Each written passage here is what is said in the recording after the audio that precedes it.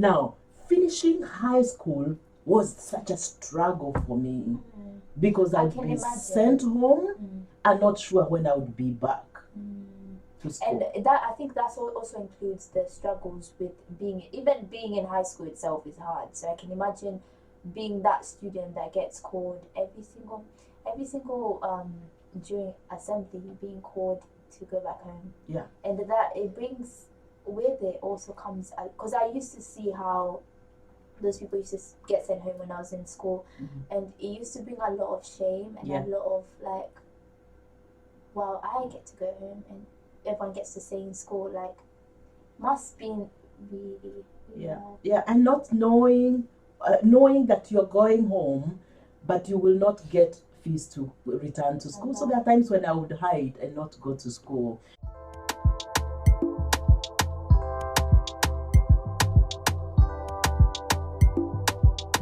Hey guys, and welcome to the second episode of Storytelling for a Change. Okay, so today we're on the second episode.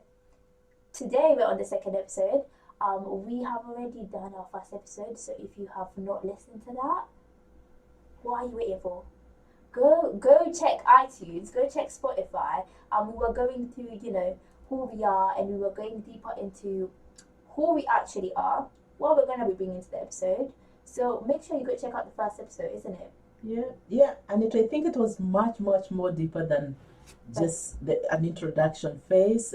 We went deep to what this channel is about, but also what we'll be offering and what we'll be bringing to the table, and welcoming people to also sponsor if you would love to sponsor any of our programs, especially if you have a business, right? Yeah, we would want to, let people know what type of businesses you have out there. This is another way of marketing. Listen, guys, I'm in marketing, so I would know. This is another way of marketing to your audience. You would never know if someone who's listening to the episode might be needing your service. So make sure you email us to storytellingforachange@gmail.com, or you can message us through Instagram, or just you will find a way to get through us through your social media. So make sure you let us know what business you have. Yeah, and also YouTube as well. Yeah, we are on YouTube and we are filming this, so people will be viewing it. You can view it through audio. You can also view it through YouTube, so they will see your product as well. So remember that. Yeah. So today we're on the second episode, and I think Lydia is gonna introduce us on what we're talking today. Yeah, and it's exciting to have you here, Deborah, and of course behind the camera is our administrator, Favor, who we appreciate for supporting us on this. I was thinking yesterday, just the other day, we had Christmas lights in our our place where we live in the city center in London, and the decorations were up. There was lights everywhere. Then on the 1st of the 31st of December, coming to the 1st of January, you were in London for the what were you calling it again? The fireworks. The fireworks, yeah. New Year's fireworks. Oh, well, great goodness, you witnessed that. Listen, those fireworks. They've not done them for 2 years. So the fact that they did it this year was amazing, and the fireworks were really great. It was a very special moment as well to celebrate with my friends. So listen, they were on fire. That sky was on fire, okay? So, yeah. Yeah, it was not just on fire, but the technology and how we have evolved. And I said, we are already almost mid-month. Yeah.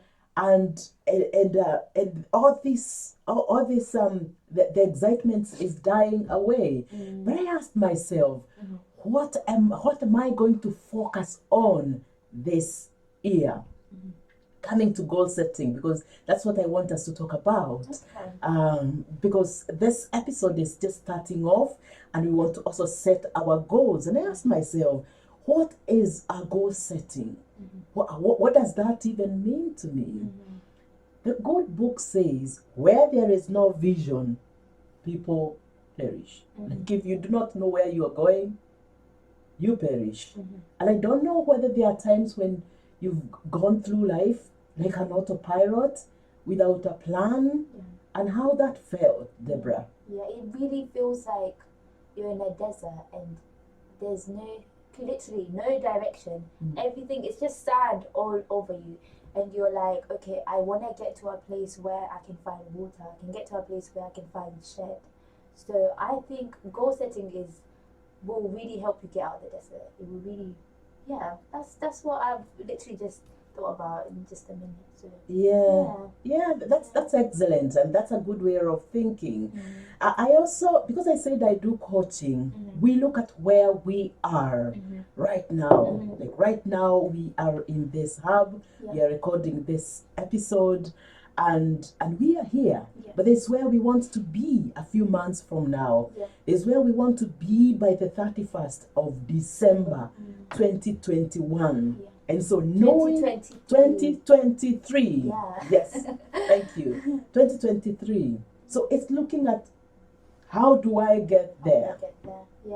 What is that pathway? What is that I need to be, become, give, and have by the end of this year, by the end of 2023? What are the actual action steps for me to take to get to where I want to get to? I think that's the biggest question. That's one of the biggest questions. So, yeah. But what do you think is the importance of goal setting?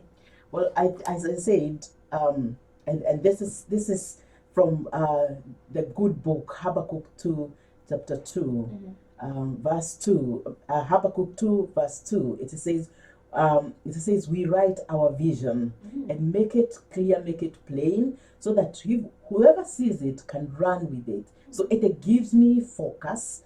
It gives me a reason to. It is something that gives me a reason to wake up every day and focus on it. It gives me meaning of this life, knowing that I am waking up to do something that is exciting. And as one of our daughters of the soul said, all dreams are varied. So regardless of how unclear my goal might be, but once I am clear on where I want to go, then it gives me the drive, the action points. And as you've said, a very good thing, sometimes we just set goals and we expect them to just unfold and not do the sub goals. Take the small steps, the milestones, steps, the milestones. Imagine when you are born, if you did not take the first steps, you didn't be walking. So it gives me a staircases for those mini small goals, and asking myself every day, what can I do from where I am with what I have to move me to the direction of my goal. That's those amazing. small goals. Yeah. That's really, really, really good. Yeah, and I don't know whether you've thought about importance of goals, and maybe before we dive into that, we said this episode is sponsored by a business, and I want to introduce a business that has really been instrumental to our work, and that's today's episode is sponsored by the Tia Deborah Co., which is a digital marketing agency. You are one-stop for social media marketing. Literally, is that what it is about? Not just social media marketing. That's the good thing about Tia Deborah Co. is we do digital marketing. So we don't just focus on social media. We do text message marketing. We do email marketing. We run ads. So it's not just an agency. It's an agency with experts. So we have virtual assistants, we have graphic designers, and we have digital marketers. So you have all the expertise needs for you to get your business out there. So that is what Tia Deborah Co is about. And yeah, we're actually expanding. We're actually expanding. So we are thinking of expanding the social media department, and we're actually gonna be taking in local businesses. We're gonna be taking content for local businesses. So any local businesses that are in Milton Keynes and Milton Keynes area, if you need help, make sure you find our socials at Tia Deborah Co, or you can email us at contact@tiadeborahco.com, and that will be in the description notes, and we're going to display the social media page on the YouTube as well for people to know about it as well. So are you just focusing on the local businesses only? Most of our clients are actually out of the country. Actually, most of the clients that we do have are actually from the US or Canada, and we also have UK clients as well. So we are actually trying to help small businesses around Milton Keynes as well, and help them take their content out there. So Yeah. And I like your vision. That is so clear. What is the vision of this business? this business really, it's all about helping businesses, like putting them out there, because we all my what's it called, all the people in my team actually all have the expertise. They all have the needs, not the needs, sorry, they all have the expertise, they all have the knowledge and the skills to get to where you want to get to. And actually our vision is bringing your vision to life. So it's not about our vision, it's bringing your vision to life. So being able to have those experts tell you, okay, we're gonna handle your social media for the whole month. You get to focus on your business and you get to do what your business needs to do. You need to be a CEO and work on your business. So that's exactly what we're here for. So, Excellent. yeah. And it's so nice to see young people really supporting businesses and helping them to bring them to life. Now, Deborah, we are talking about goals here, Yeah. and I see that was one of your goals, to set a business. Yeah. Now, let's talk about a little bit about some of the goals that you have set in the past that have been quite instrumental to making you the person that you are today. Yeah. I'd probably say one of the biggest goals I've had is to continue with school. So school has really been not just knowledge wise, because I have a tech background in cybersecurity. It's not been just an instrument for my career. It has been something I've just been able to learn with people, and also focus more on social media and just that people skills as well. So school has really shaped where I'm at today.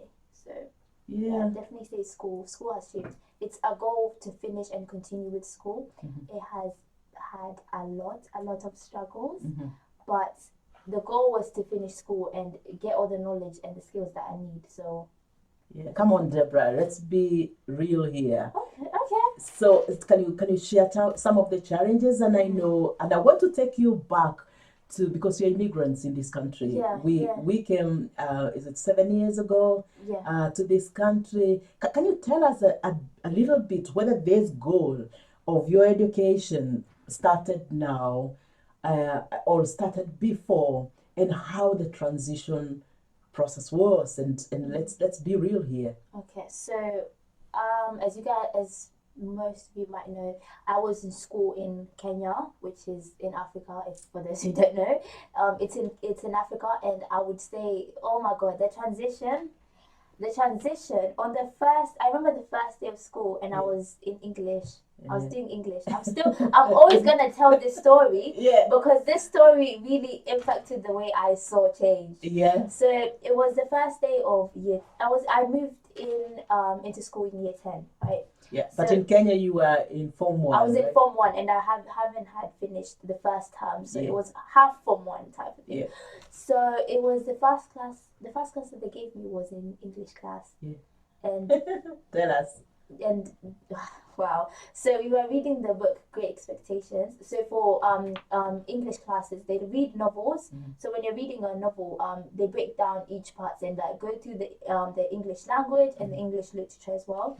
So the first class was we were reading Great Expectations, and I was looking at the teacher over there, and she was just saying words. She was just saying words, and I'm like, I'm trying to put the accent and the English together. I'm crying. I'm saying, at this point, just take me back to Kenya. I know I was excited to get to learn and just be in school, and I remember how I used. I don't know if you remember how I used to push you and be like, whenever we start in school, I want to start school. So it's been a really hard transition, but with I think with our lives, we have moved to so many places and so many schools, and one thing that we might struggle to adapt to a new environment, we have learned to adapt, and put ourselves into any environment that we are in, and that's something that I think we all three of us take pride in, is adapting to a new environment. And even though it comes with struggles, you look at the vision and you look at, that's exactly what was driving me in my head. I was thinking, I know I'm gonna have so many opportunities. That's exactly what I was thinking in my head. I have so many opportunities that are coming, and it's okay, because the struggles that are happening right now, they're gonna get me somewhere, and that's why we moved to this country. Yeah. Have you been through any school transitions actually? Yeah. Well, a few times. Let's just get into it. Let's shift the focus now. Yes.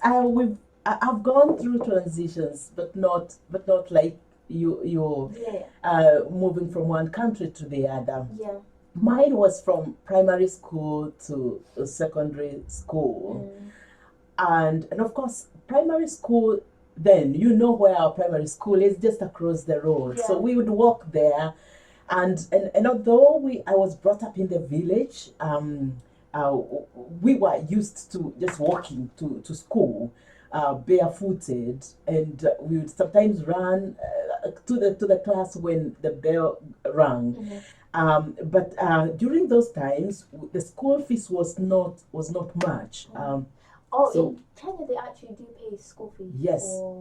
I don't think now they pay, but those days we used to pay. Okay. Right now, most primary schools have free primary education. Amazing. That's amazing. Yes. It's because education is really essential at that age, like no word spoken. So the fact that they have free education now is amazing. It is amazing. But of course, they also need to make sure that they have stationery. True. And there are families that of course cannot afford. Yeah. So transiting from primary school to high school was quite I would say that it was both traumatic and very emotional for me. Why? Because you know my viewers, I was born and brought up by a single mom, and I was actually being brought up by my grandmother. She is my hero, and my grandfather as well. My mom was living in the city those days, and we were poor. We didn't have enough. She didn't have money, and so when I graduated at class 8 at that time for the primary level, I was the best girl in our zone. Like I was number 1 in our zone, and I was the second in our class at that time. I passed so well. I was scored in a high school, a provincial high school, then, which was really good for me. But you know, Deborah, our family could not afford to take me to school at that time. I remember crying. I remember going to the neighborhood to borrow things that could help me, take the next step. I remember talking to people that I knew that could help, but help wasn't forthcoming. I remember my grandmother crying every day and encouraging me and reminding me that there is hope for me. And in the end, I was able to, my headmaster and my one of my aunties were able to intervene, and of course my mom provided the little that she had, and they got me to a local school at that time. The school for failures. You know, there's that school where that no one wants to go to. No one wants to go to. No one wants to hear about it. So they took me there, but I knew I did not belong there. So the first year, the second year, my auntie, she's late now, bless her soul, got me another school because I was very bright. I did not fit in that school. Yeah. She took me to another high school. Must But have you been know, amazing. yes, but you still know our status, our financial status had not improved. You are still the very same one. So she borrowed stuff for me to be able to change the school to the other school, high school where I was taken. Now, finishing high school was such a struggle for me because I'd be sent home. I'm not sure when I would be back to school. And that, I think that also includes the struggles with being in high school itself is hard. So I can imagine being that student that gets called every single during assembly, being called to go back home. Yeah. And that it brings with it also comes, because I used to see how those people used to get sent home when I was in school, and it used to bring a lot of shame and a lot of like, well, I get to go home and everyone gets to stay in school, like, must be really and not knowing that you're going home, but you will not get fees to return to school. So there are times when I would hide and not go to school.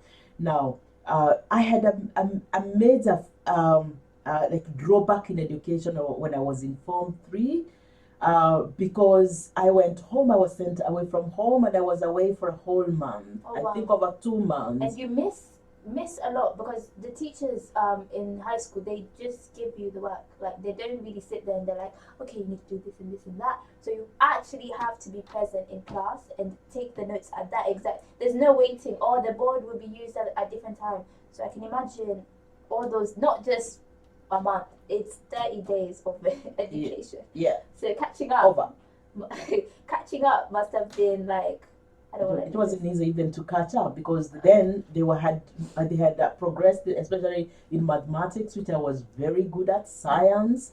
There were matrix and statistics and all that I was not able to understand then. So there was such a drawback, but I worked, because I was a very hard-working lady. I still worked hard, and I would ask questions from the teachers. And the reason why, even at my young age, I had set a goal to pursue this education to the last point was to be able to help my family from this cycle of poverty. I mean, I hated poverty. You know how much I hate poverty to date. I knew that for me, getting education would help my family, would help my grandmother as well. At that time, I can imagine education was the only, there's no other option. There's literally no other, there's no, oh, you can be an entrepreneur, you can start an apprenticeship. No. It's only university, finish university, then you can be able to get a job. Find a job. And I can imagine also with the unemployment in Kenya, which is very, very, very high. Yeah. I can imagine education there's no other way. It's just education, and that's it. Yeah, there was no other way. It was a traditional way. It was the way to go for us, and without it, then we would have remained, just as we were. So I pursued education to the very last day, and even when I was invited to university, I still had to wait. I still had to wait for a number of years, but I finished, and I did the course that I wanted to do, which is sociology and administration, and I am what I am. And that's why, Deborah, I am a big advocate of education. It is because it is not just the books for me, it opens your mind. I remember when we were discussing on whether you continue, and I'm hoping that you talk about your cybersecurity. We talked about, I would talk to other young people about the advantages of the next level, because then you're not the same person. I'm not the same person, like the people who dropped out at class 8 or that's definitely something that I really want to talk about. It doesn't get personal, but it gets a bit emotional for me, because once you're in the UK system, we're 23 minutes in, so I need to go a bit quicker. But in the UK education system, so once you finish sixth form, you're able to go to university, and to get to university, obviously it's paid, so it's you get government funding for that. And for me, that was a very big struggle, a very, very big struggle, because we've moved to this country 3 years in, and the rules had changed for getting into school. So you have to be 5 years in the country. To get into uni. It was 5 years. So we were trying to apply, and then obviously I do get an offer, but they said, you are gonna have to pay international school fees. And with international school fees, that's 15K, and that doesn't include no government funding, no loans, no nothing like that. 13K on the first day that you start. So obviously us moving here, 13K, is, yeah, unless God blessed us and it fell from the sky, there was no way we could have been able to pay 13K. Yeah. So I remember it was before lockdown exactly. Obviously everything's shut down, so there's literally we just have to stay at home. And I remember the struggle of I was looking forward to university. I was looking forward to meet new people, and it felt like a pushback. Kind of like, okay, so now I'm not gonna be able to, I'm not going to be able to experience life the way other students are. I'm not going to be able to learn. I'm probably just going to be stuck at home. And I remember that time I was working at McDonald's. So where am I actually going? Yeah. I remember you bringing in an idea of going into college. Yeah. And I remember me saying, no, I am not going to college. Yeah. I have just finished sixth form. Yeah. Sixth form is even higher than the amount of work that you get is more than college. Yeah. There's no way I have qualified, and then you're gonna tell me that I have to go to college. I remember refusing, and I said, there's nothing that you can do for you to convince me to go.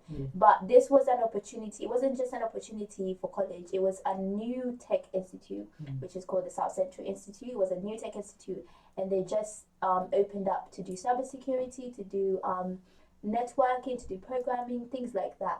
So I remember going into the first day, and I was like, something better convince me to stay in school, because there has to be something good about it, because I don't know, there's no way God would put me in such a type of position, especially if I've worked so hard. Like, why would God do that?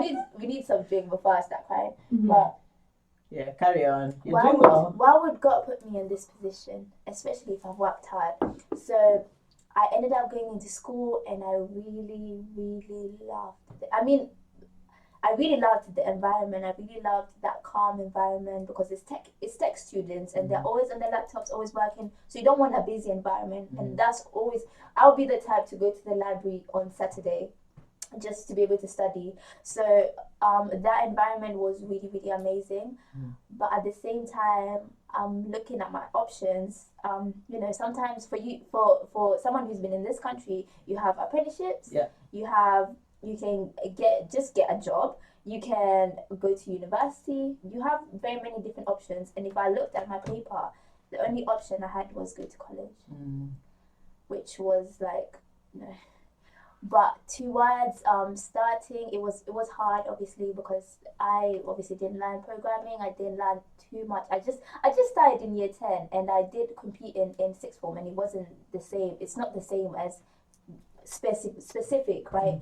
I remember going through days. There were struggles, like sitting down for the whole weekend, stuck in my room trying to complete my assignments, and but throughout the year, something that I have that school, I would say that school really shaped me into who I am right now, being the boss that I am right now.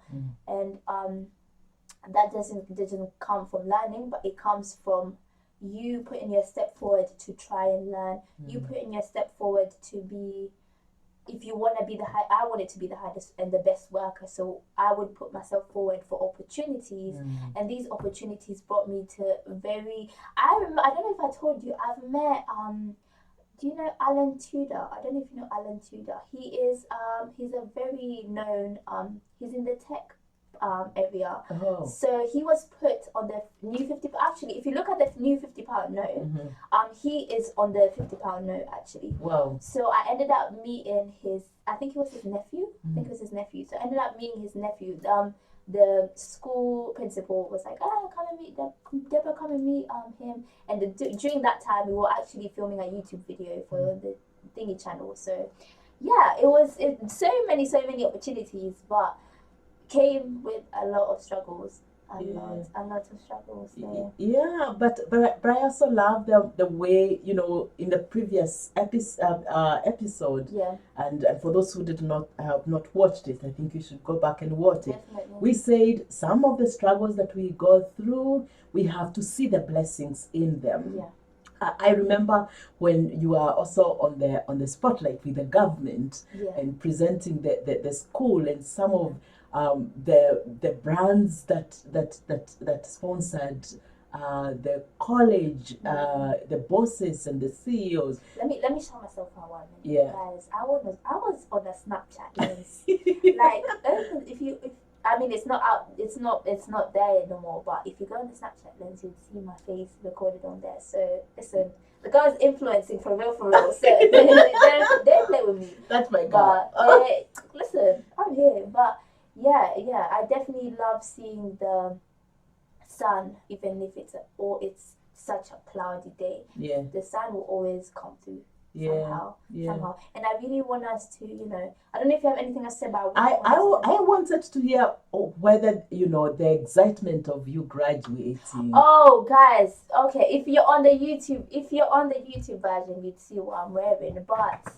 I have decided today to wear the outfit that I wore for my graduation. And listen, that graduation, I've never felt so much love before. Not even my birthdays, the graduation. I've never felt so much love. People celebrating your success, and it felt like, wow, it felt like it was worth it at that point. And every single time that I struggled, I used to sit down and just visualize myself graduating, and I knew that was gonna be.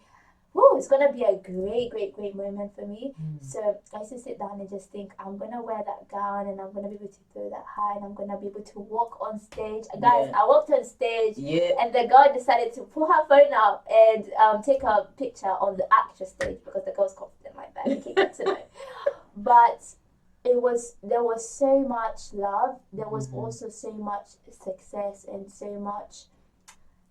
It's not a moment that I've still sat down and just okay, it actually happened, because the only thing you can think about is the struggles. Yeah. The only thing you think about is the struggles. But now I'm like, wow, I actually did it. I completed it. So it was exciting. It's such an exciting time. And it also, I was also able to reflect on my school fees, because I didn't remember, you guys, I told you that we were not given funding for anything.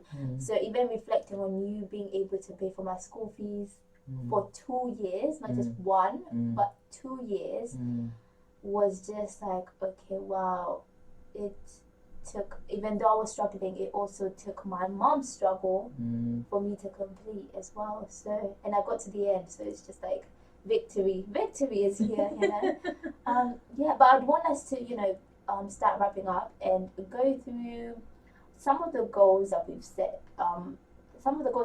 This year. So, that we've set this year that we actually have accomplished.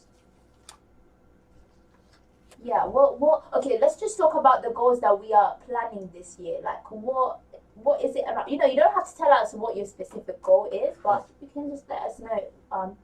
What does it surround? Anything like that. Oh, well, I focus when I'm setting my goals. I focus on specific areas that are important to me.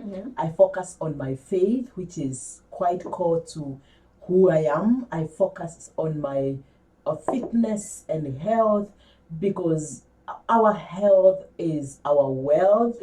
I focus on my family, which is my 2 children, and of course my extended family. I focus on my finances as well, because if I don't plan for my finances, for God's sake, I am heading to 50 and very soon I'll be retiring. I want to retire with a lifestyle of class, because I have served well, fun and excitement and friends, but also a figurehead, things that I would want to have an impact on. And one of my goals for being seen as a thought leader is to push this podcast to even if it is 1 million downloads, and increase the number of people that are following us, but also that are tuning in to listen and engage with us in this conversation. So building this brand, storytelling for change, is one of the key goals that I'm looking at, and I'm looking at the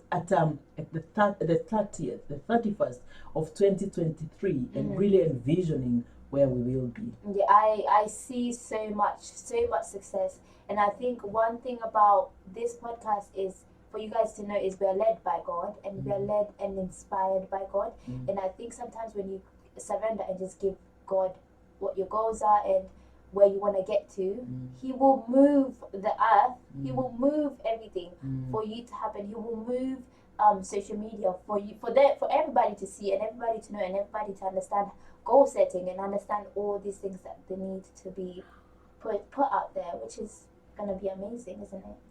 Yeah. And for our viewers as well, our dreams are varied. And Habakkuk 2 verse 2 says, write your vision, let it make it plain, and just go for it, set your goals, look back at 2023 when you're in December and say, hey, this was the best year of my life.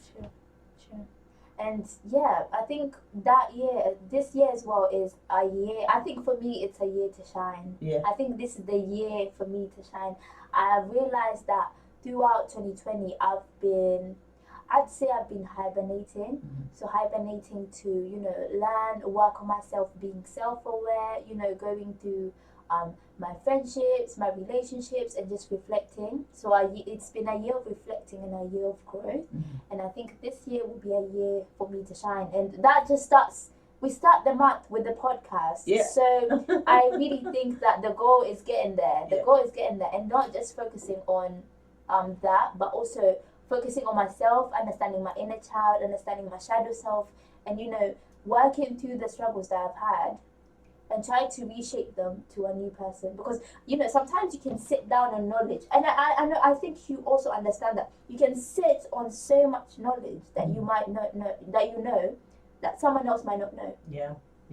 That they might not even have any idea. And with that growth also comes, I was literally saying this morning, with a lot of growth comes a lot of pain sometimes.